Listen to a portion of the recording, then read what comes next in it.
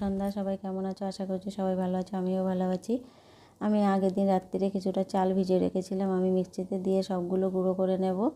আর শীত মানে সবাই একটু পিঠে খেতে ভালোবাসে, আমিও বাসি, আমার বাড়ির সকলেই বাসে। আর আমার বাড়িতে অনেক আত্মীয় স্বজন আসে, যে যখন আসে মোটামুটি সবাই আবদার করে যে একটু পিঠে বানিয়ে দাও। তা মোটামুটি পিঠে আমি বানাতে খুব ভালো না পারলেও মোটামুটি পারি।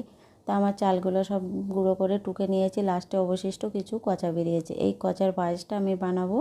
পুরো ভিডিও দেখার অনুরোধ থাকলো, সঙ্গে পুরোটা থাকবে আর ভিডিওটা দেখবে কিভাবে আমি পায়েসটা বানিয়েছি। এবার কিছুটা খেজুরের মিষ্টি নিয়েছি আর কিছু দুধ নিয়েছি। এই পায়েসটা ছোটোবেলায় আমার মা খুব বানাতো, আমার খুব পছন্দ হতো। তা অনেক দিন আর খাওয়া হয় না, তা মনে করছি আগে তো চালের গুঁড়ো বাড়িতে ঢেঁকি বানিয়ে চালের গুঁড়ো হতো, পচা বেরোতো। এখন তো আর আমাদের ঢেঁকিতে বানানো হয় না, মিক্সিতে গুঁড়ো করি, জল দিয়েই বানিয়ে নিই, ওই জন্য আর কচা বেরোয় না। আজকে মনে করলাম শুকনো গুঁড়ো বানিয়ে নিয়ে আমি কচাটা বার করে নেব।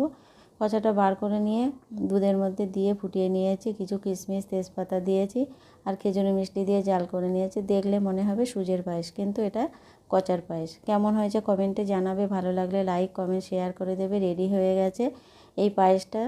চালের আটা কিংবা চালের গুঁড়োর আটা, রুটির সঙ্গে যেটার সঙ্গে হোক কি শুধু খেতে খুবই ভালো লাগে, আমার তো খুবই পছন্দ।